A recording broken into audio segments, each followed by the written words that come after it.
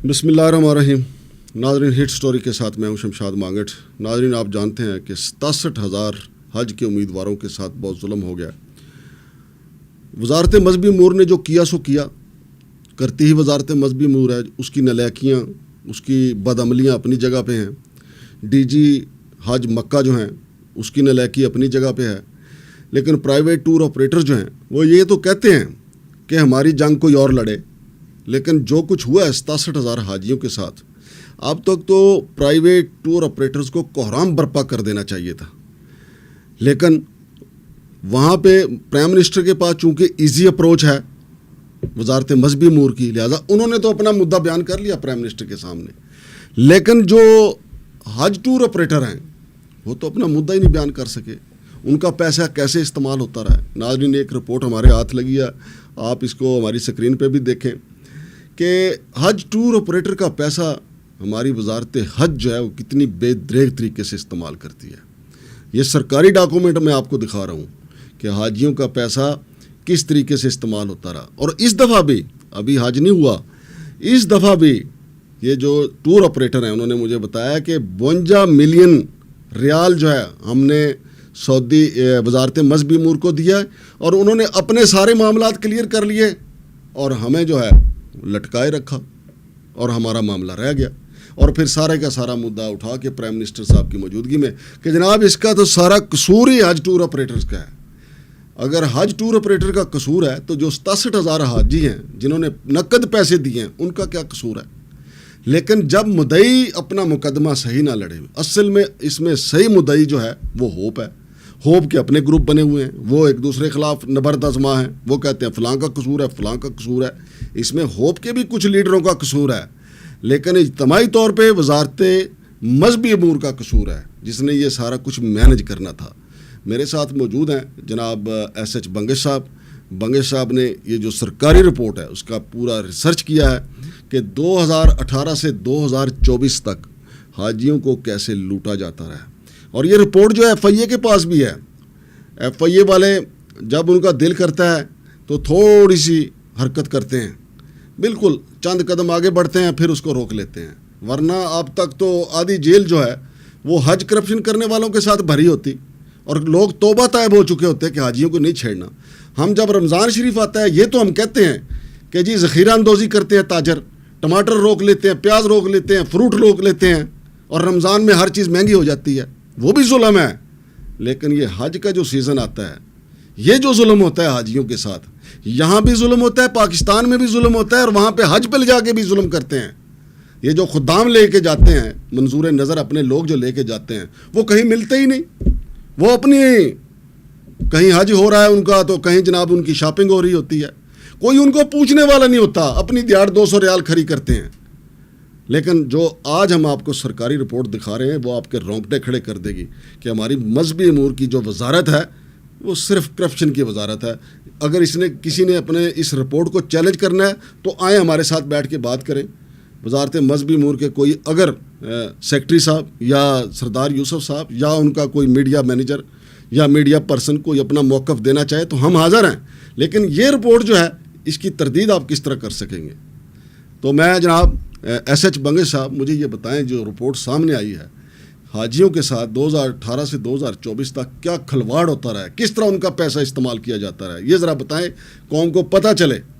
بہت شکریہ مانگر صاحب. یہ جو ہمارے پاس آڈٹ رپورٹ لگی ہے مورا کی، منسٹری آف ریلیجیس افیئر کی، یہ رپورٹ کی نا میں آپ کو پیراگراف وائز بتاتا ہوں کہ جو ڈائریکٹر جنرل حج جدہ ہیں وہاں پہ ہمارے اس 2018 سے 2024 کے درمیان جو ہمارے اسسٹنٹ اکاؤنٹ آفیسر تھے محمد کلیم صاحب، ایک تو انہوں نے کرپشن کی ہے، وہ میں آپ کو پیراگراف وائز بتاتا ہوں کہ انہوں نے کرپشن کیسے کی ہے، پیسے اپنے اکاؤنٹ میں کیسے منتقل کیے ہیں. لیکن ساتھ میں آپ کو ایک جملہ بتاتا چاہوں کہ انتہائی لو گریڈ کرپشن کی ہے.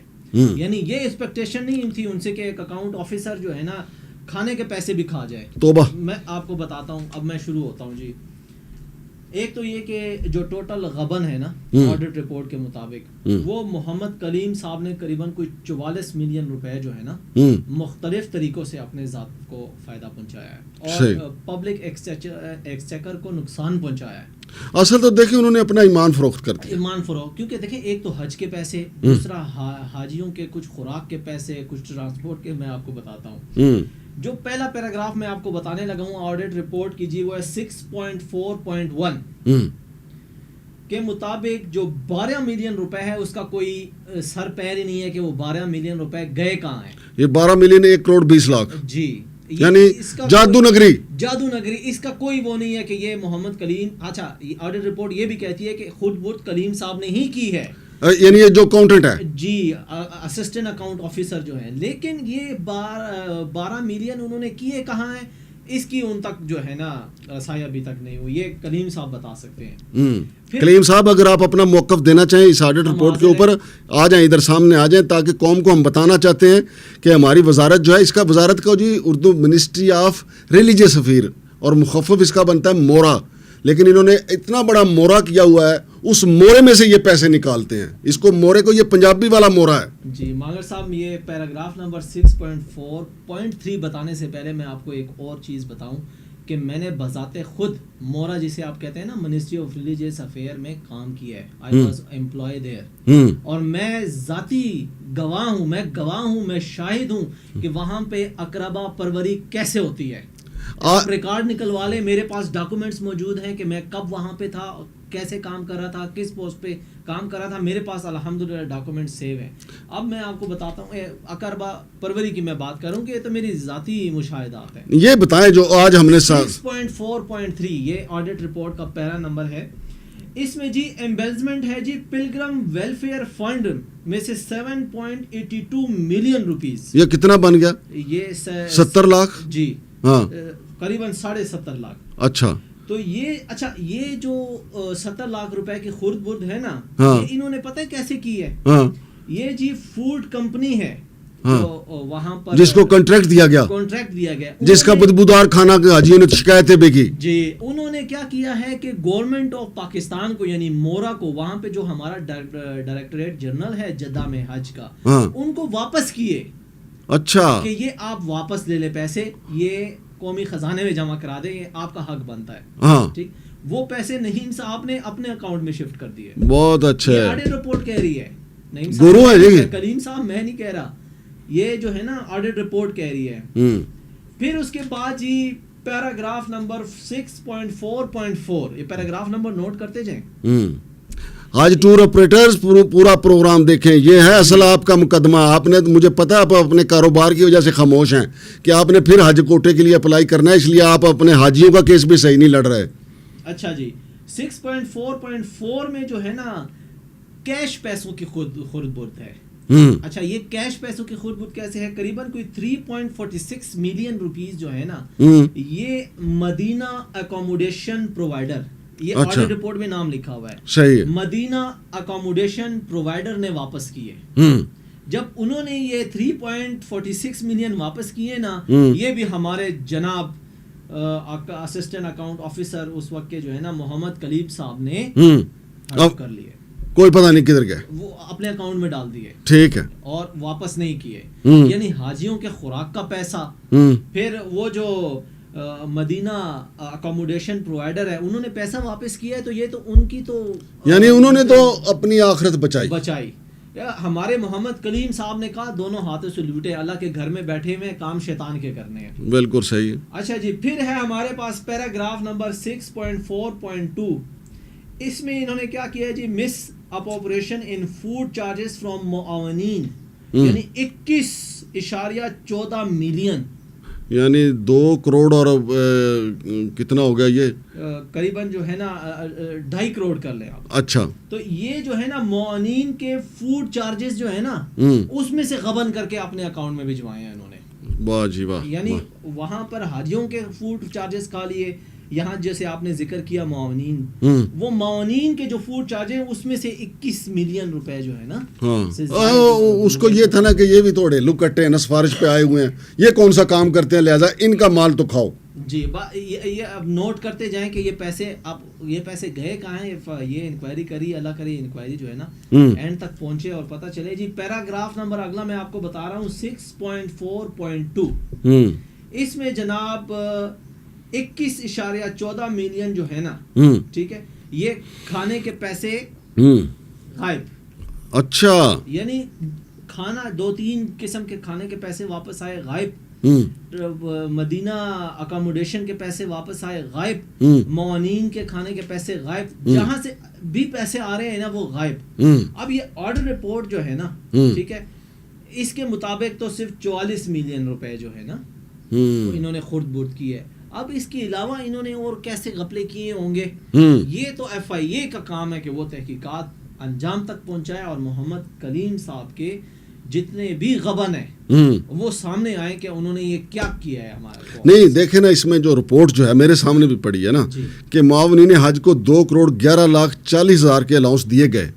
تو یہ 2,11,40,000 کے جو الاؤنس دیے گئے ان سے کام پوچھا گیا کہ بھائی آپ نے کیا حاجیوں کی کیا خدمات سر انجام دی ہیں؟ وہاں تو حاجی رلتے رہے, وہاں تو حاجی لاوارث پڑے رہے. نہیں تو وہ کیوں پوچھیں, وہ تو اپنے خاص بندے بھجوائے ہیں نا, اسی لیے بھجوائے ہیں تاکہ ان کو فیسیلیٹیٹ کریں. اور پھر یہ رپورٹ جو ہے یہ بھی بتا رہی ہے کہ وزارت مذہبی امور نے جو اپنے اڑیلو کٹے تھے جنہوں نے کام نہیں کیا ان کو اضافی الاؤنس بھی دیے ہیں.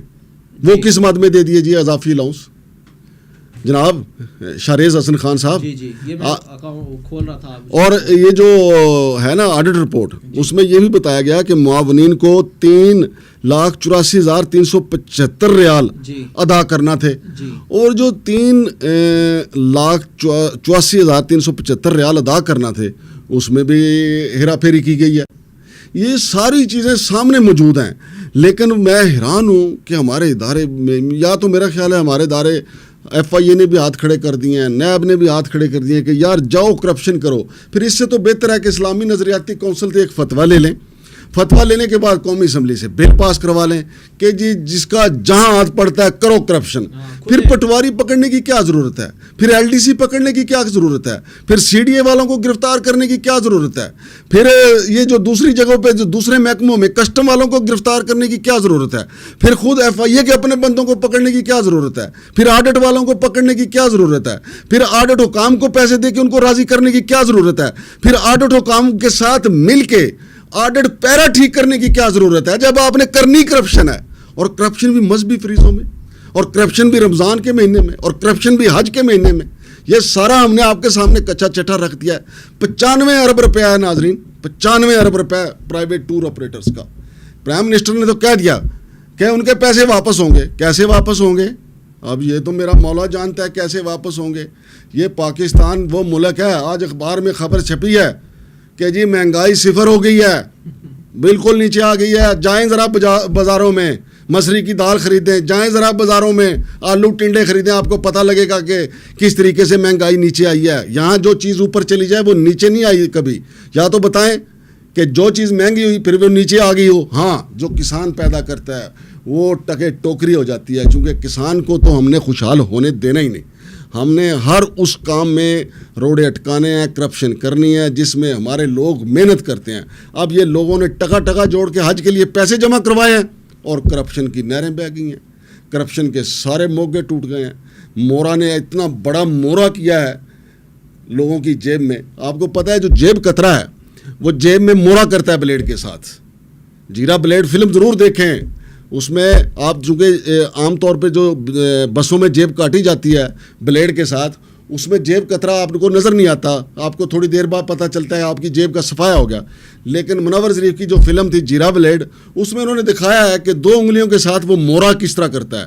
اب مورا دیکھ لیں, اس کا مورا منسٹری آف ریلیجس افیئرس, آپ کی حاجیوں کی حج کے امیدواروں کی جیب میں مورا ہو گیا. اور پرائم منسٹر نے کہا کہ ان کے پیسے واپس کریں. اب مجھے یہ بتائیں کہ وہاں بیٹھا ہوا اکاؤنٹنٹ جو ہے 2018 سے 2024 تک کی رپورٹ بتا رہی ہے کہ کھانے کے پیسے, حاجیوں کی رہائشوں کے پیسے, حاجیوں کے ٹرانسپورٹ کے پیسے انہوں نے واپس کیے, وہ اپنی جیب میں ڈال گیا. معاونین کے نام کے تو خیر سارے بھی کھا جاتے, خیر تو ان کو فری میں حج بچتا ہے کیونکہ سارے سفارشی ہوتے ہیں. اور اپنے جنہوں نے وزارت مذہبی امور نے حاجیوں کے ساتھ کیا نیک سلوک کیا آپ بتا دیں مجھے. صرف وزیر اعظم کو سامنے جا کے ایک رپورٹوں کا پلندہ مارا ہے کہ جی یہ جو 95 ارب روپے ڈوبا ہے یہ تو اس کے سارے ذمہ دار پرائیویٹ حج ٹور آپریٹرز ہیں. اور پرائیویٹ حج ٹور آپریٹرز پہ یہ پڑھنا چاہیے, کیونکہ جو بندہ جیسا کہ قتیل شفائی نے کہا تھا قتیل اس سا منافق نہیں اس زمانے میں جو ظلم تو سہتا ہے بغاوت نہیں کرتا. اب اس سے بڑی کیا منافقت ہے کہ حج ٹور آپریٹرز کا مال لٹ گیا, 95 ارب روپے لٹ کے, وہ اپنا کیس نہیں لڑنے کو تیار. کوئی آیا سامنے, کیوں؟ اگلا بزنس کرنا ہے, اگلا پھر کوٹا لینا ہے, یہ نہ صحیح کوئی اور صحیح, یہ حاجی نہ صحیح, پھر اگلے سال کوئی نئے آ جائیں گے, ان کو لارا لپا لگا دیں گے.